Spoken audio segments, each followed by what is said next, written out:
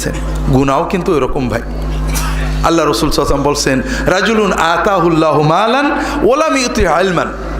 আরেকজনকে আল্লাহ সম্পদ দিয়েছেন, দুর্ভাগ্য সম্পদ কোথায় ব্যয় করলে আল্লাহ খুশি হন জানে না। ফাহুয়া ইয়াখবিতু ফি, তার টাকা, তার শক্তি, সম্পদ অন্যায় করে, জুলুম করে, অন্যায় বিচার করে, সিনেমা হল বানায়, যাত্রা নিয়ে আসে, সার্কাস নিয়ে আসে, যুবকদেরকে মদ খাওয়া শিখায়, মাদকতা শিখায়, দল ভারী করার চেষ্টা করে, মানুষের ভিতরে অশ্লীলতা বেহায়াপনা প্রসার করে, মানুষের কল্যাণে ব্যয় করে না।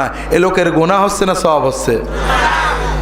আর একজন রাজুলুন মা আতাহুল্লাহু লাম ইউতিহিল্লাহু মালান ওয়ালা ইলমান, টাকাও নেই, জ্ঞানও নেই, কিন্তু মনের দৃঢ় বাসনা আছে, যদি আমি এই লোকের মতো টাকা পেতাম, আমিও একটা সার্কাস আনতাম, যাত্রা আনতাম, সিনেমা হল বানাতাম, টিভির ডিশের ব্যবস্থা করতাম, যুবকদেরকে নিয়ে দল বানাতাম, পয়লা বৈশাখের মিছিল করাই দিতাম, সবাই আমাকে ভালো বলতো, বিরাট কিছু বলতো। মনের খুব বাসনা।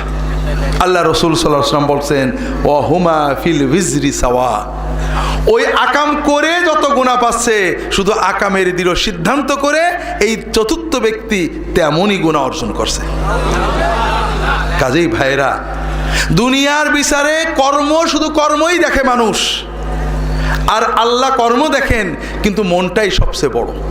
কথা বুঝতে পারেননি? তাহলে আল্লাহর ওলি হওয়া সহজ না কঠিন ভাইরা?